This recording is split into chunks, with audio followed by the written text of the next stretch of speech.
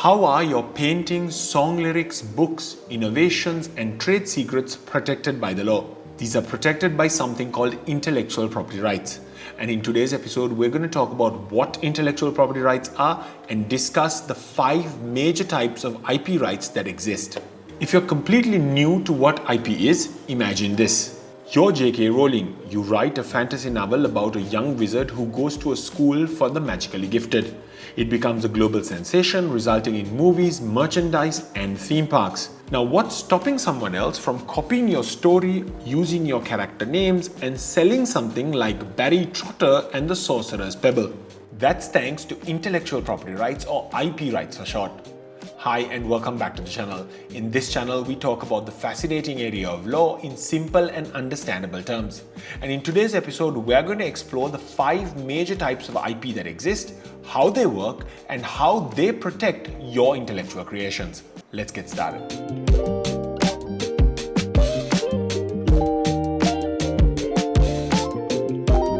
Intellectual property or IP simply means creations of the mind.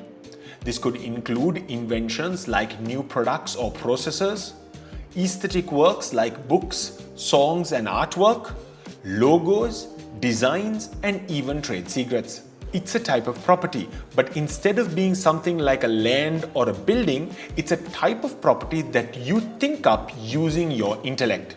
The logic in protecting IP is simple. If people are allowed to profit from their creations, they'll be more motivated to innovate and create. Think of pharmaceuticals. If pharmaceutical companies are guaranteed a monopoly and the right to benefit from the new drugs they create, the more motivated they will be to spend money on research and development because they are guaranteed a return on their investment. Now let's look at the 5 major types of IP rights. Number 1, trademarks. A trademark helps a consumer to identify where that product or service comes from and what quality you can expect from that product or service. Think about the golden arches of McDonald's. The moment you see that sign, you can almost visualize that Big Mac and feel the taste of that burger. Or think about the Nike swoosh. Immediately you attribute a certain quality to that product based solely on the source of origin of that product. Or the word Coca-Cola written in white in a red background on a bottle. You know exactly where that bottle comes from and what quality to expect. Now, trademarks don't always have to be words or logos. They can even be a color, a sound, and even sometimes a smell. The jingle that plays when you log into your Netflix can be a sound trademark because it helps you know that you're loading Netflix the moment you hear that sound. A trademark is a registered right and is granted for a period of 10 years but can be renewed indefinitely.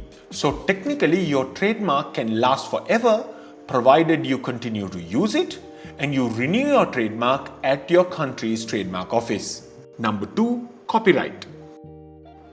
Copyright protects original creative expressions like books, songs, movies, paintings, and even software. But what's key to understanding copyright is that it only protects the expression of an idea and not the idea itself. So if you write a book about a young wizard like J.K. Rowling did, you own the specific story, characters, and the words you wrote, but not the general idea of a boy who learns magic. Or let's say you create a beautiful painting of a sunset. This doesn't mean that you have a monopoly on paintings of sunsets. It simply means that you own that particular expression you have painted.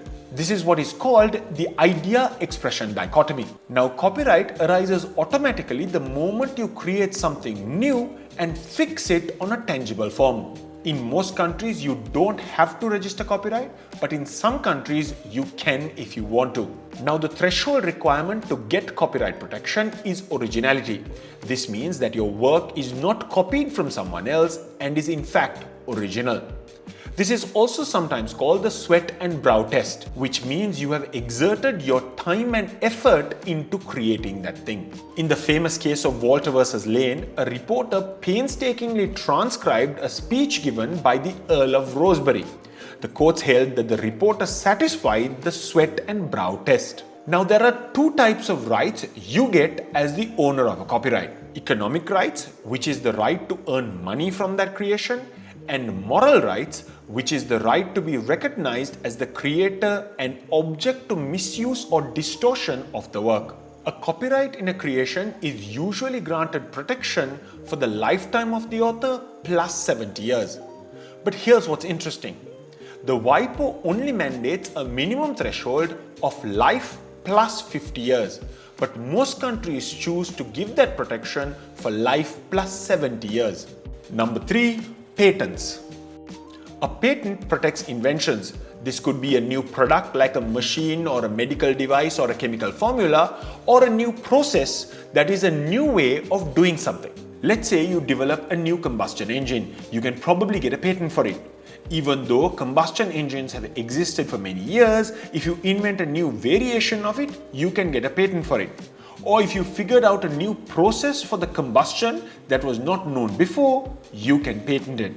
The threshold for you to be granted a patent is that you have to satisfy 3 requirements. Number 1, novelty. The invention must be new and never seen before. Number 2, inventive step or non-obviousness. That means it must be not something any skilled person in that field could easily think of.